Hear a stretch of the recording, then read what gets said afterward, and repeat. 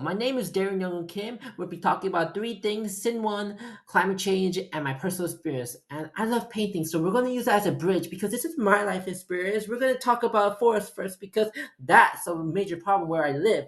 So, the forest, the serious forest, is supposed to burn because the seed is supposed to have some heat to propagate more, but there's a problem with because of climate change is burning too much because the fire is causing the whole sky to be red where I live for a few weeks. Not just one day, a few weeks. But we still choose to ignore this problem or we don't see it because we don't actually actively talk after that problem has resolved. So instead, when we ask the question of why do we ignore the problems are so clearly visible, so I think these three authors have some key insight here. One talks about rhetorical listening, which is kind of the situation we are in, but instead of visual, it's like ears. It's like what we hear, we don't actually interpret it. We just hear it and regurgitate.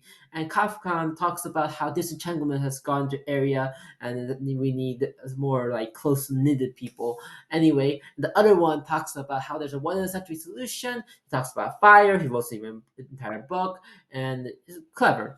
But what I'm here for this painting is to say that this is a telescope, and I see one page though the left side is and the right side is completely different. The right side over here, we see a clear ocean and a clear, beautiful ocean that sees no problem. The left side, we see a burning bridge, a burning freaking boat, and we can choose to ignore it and see the beautiful ocean, or we can actually try to solve this problem with the boat.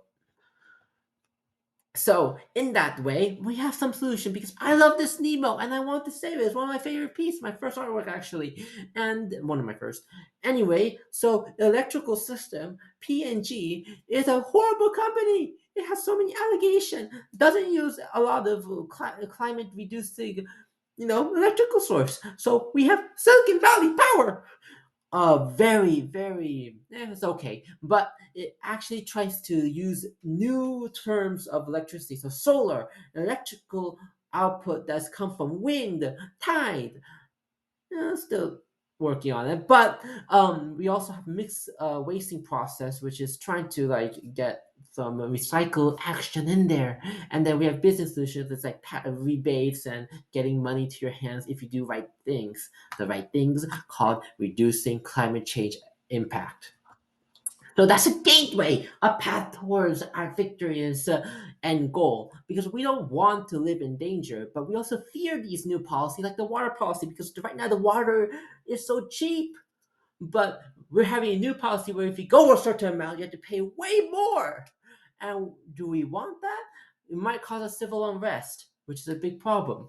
But do we let these fear make us ignorant because we don't know what will happen? Or do we see the future like this chipmunk that sees the winter, where we see the huge danger of climate change and we question what do we do? What kind of solutions can we solve? And we don't care about these problems right now because we need a solution. We can't live in fear. So, like the chipmunk here that's building for the future by gathering nuts so he can store them in a tree so that, or dig under and put the nuts in so you can eat it later in the winter.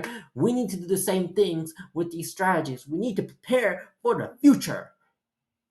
And that's how we solve climate change.